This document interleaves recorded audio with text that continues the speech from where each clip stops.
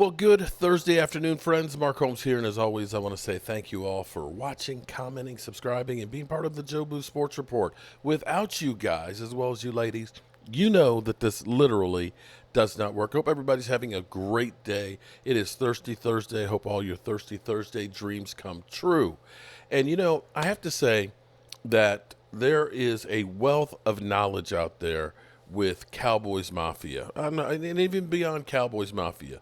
YouTubers out there putting in the work, and tonight at 8 o'clock, I'll be with Jay Tuck doing a little live stream talking about the Cowboys. Of course, what else is there to talk about? And I'm out looking for, I've got a theory out there, and I need help. I need to pick the brain of one of the great ones, and that's Dak Attack. He hasn't been here very long, but he is making some incredible waves, and I know he has exactly the expertise that I need for this theory that I have. So, Dak Attack, you get kind of lumped in with me a lot because you support Dak Prescott and things. So, I guess between the two of us picking our brains and everything, the haters will definitely hate what we have to say.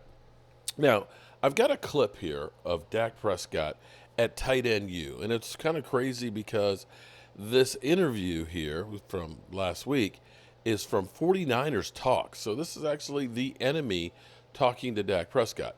And I learned something. I did not realize that it was George Kittle's vision to create tight end U. Now, tight ends, when you think about tight ends back in the day, like Mike Ditka was one of the early tight ends to actually be a pass catcher, because they didn't pass that much back in the day, as well as a great blocker. But we've seen the evolution of tight ends becoming almost the ultimate weapon because they're like a Swiss Army knife. They can block on the line and things. They can go out and catch the football. And when you think about George Kittle, every time somebody says, Kittle, I think of Skittle Kittle. But I think about George Kittle going down the seam there and literally being bigger than most of the D-backs and kind of tipping up this ball here where Diggs had an opportunity to lay the wood to him to knock the ball away or maybe put his nose in there and get the interception. And if that happens, it changes the game. But tight ends, they're kind of a mismatch with the D-backs as far as size and reach, and they are incredible.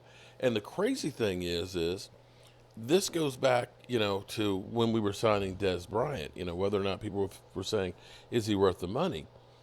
That's when we were really beginning to see the evolution of tight ends becoming so important. You think about guys like Tony Gonzalez and things, and Jason Witten, how Jason Witten was really one of the first prototypical new tight ends that were the security blanket for the quarterback and a weapon that would get you the first downs.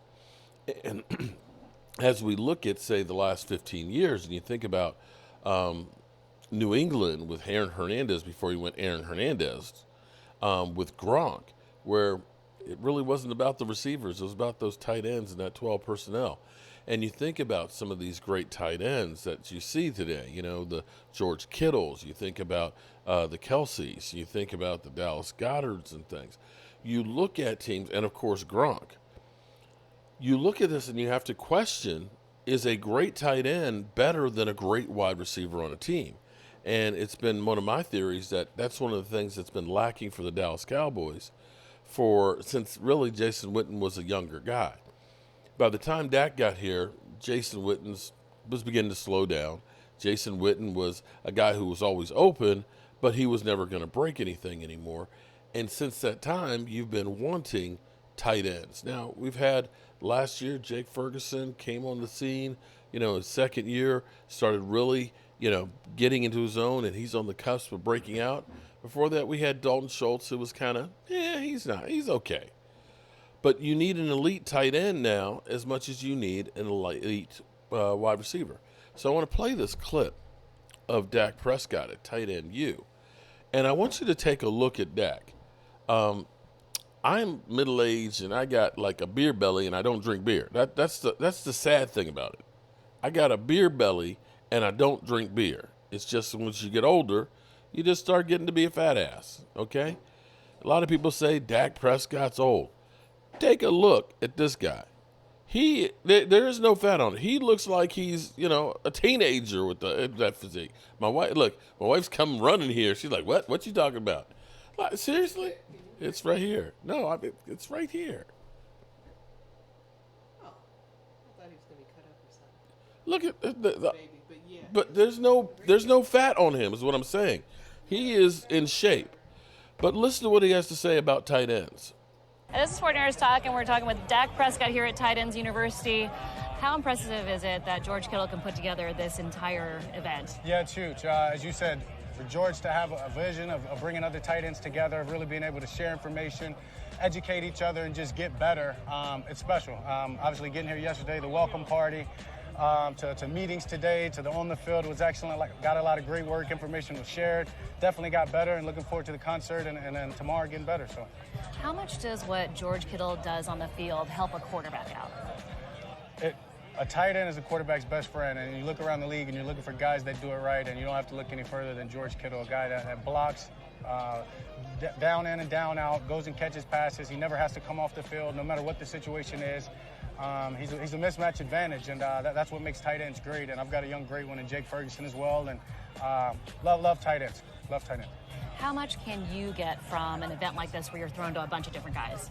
Yeah, it's just a great workout for me. Obviously, just needing to throw anyways, getting to come out here and throw to such elite guys and different body types, guys that run different.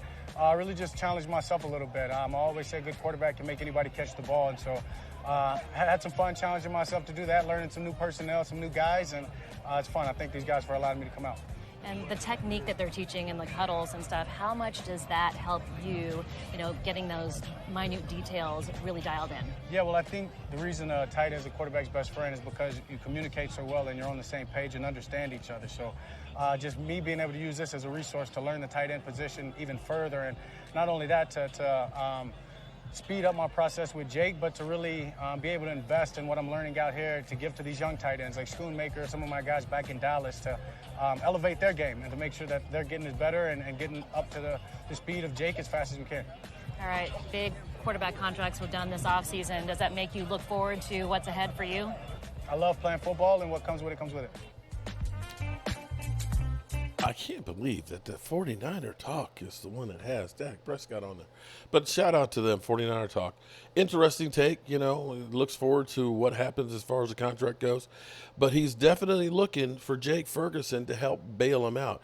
And see, that's the thing that's key here because, all of a sudden when things aren't going right, the receivers getting double teamed and things like that, you get a tight end that makes a nice catch, gets that first down, keeps the chains moving.